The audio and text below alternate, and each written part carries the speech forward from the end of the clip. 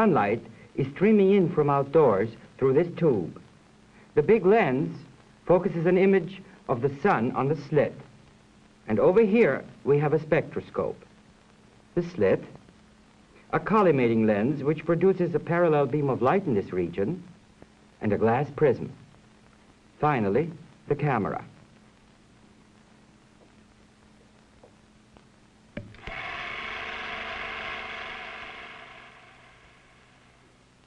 We see numerous dark lines in the spectrum of sunlight.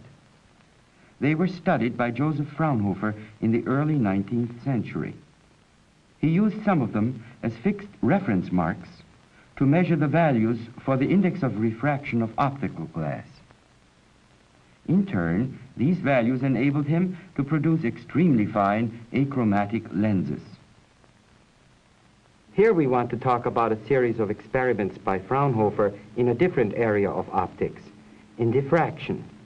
In these experiments, he was led to discover the use of diffraction gratings as a tool for the spectroscopist. It's quite easy for me to modify this spectroscope for observations in diffraction. First of all, I remove the glass prism. The lens collimates the light from the source slit. The beam in here is parallel. The camera lens is focused for infinity.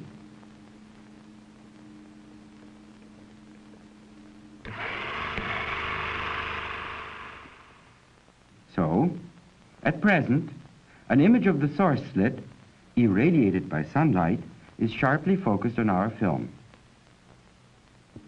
To study diffraction patterns, all I need to do is place a diffracting object in the parallel beam.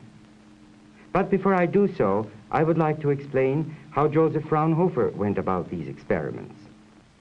Some of his apparatus and some of his diffraction gratings are preserved in the German Museum of Science and Technology in Munich, the city in Bavaria where Fraunhofer spent a large part of his life.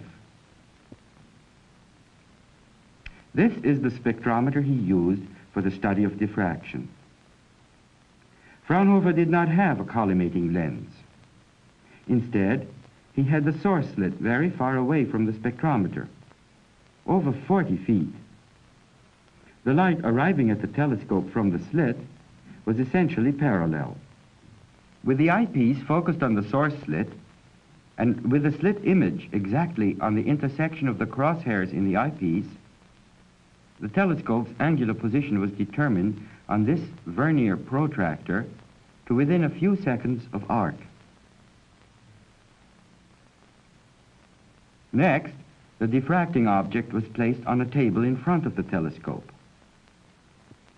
Finally, the telescope is turned through some angle, the angle of diffraction, at which some effect of interest occurs.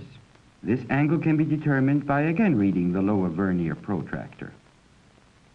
Now, we don't want to repeat Fraunhofer's precise measurements of angles here. We just want to describe to you what he did in a qualitative way and show you what he saw.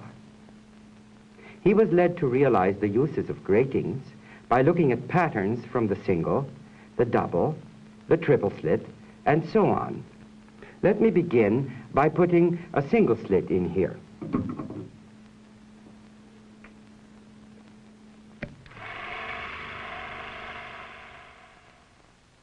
Instead of the sharp image of the source slit, which we saw earlier, we now see a white fringe at the center.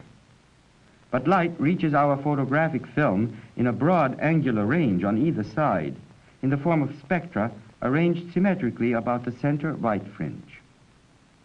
Fraunhofer studied this pattern, and he accounted for the appearance of each color in these spectra by the arguments of wave interference. Thus, the light appears purple at the positions indicated by the arrows because at these angles of diffraction, the single slit produces destructive interference for green spectral light. Blue and red predominate, producing the mixed color purple. This is the pattern created by two diffracting slits of exactly the same widths, placed parallel and close to each other in the same plane. The dark space between the slits is approximately as wide as each slit. Additional spectra have appeared, but there still is a central white fringe, although it is narrower. Symmetrically on each side, in orderly manner, one sees spectra, one following upon another. They are broader the further they lie from the center. We call this the first order spectrum, this the second, the third, the fourth order, and so on.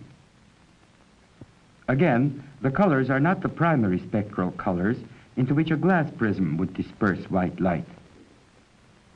This is because each monochromatic beam of fixed wavelength is spread into broad fringes by the two slits acting together, as you see in this picture, taken after we inserted a narrow-band red filter into the beam. Let's return to the two-slit pattern as it appears when the incident beam is white again. Take a look at one of the fringes, which appears purple, because the white light reaching it from the two slits interferes destructively for the primary green region of the spectrum. Only red and blue remain. They combine into purple. Other mixed colors occur at other positions, but in the center of the pattern, the two slits interfere constructively for all wavelengths. The central fringe is white.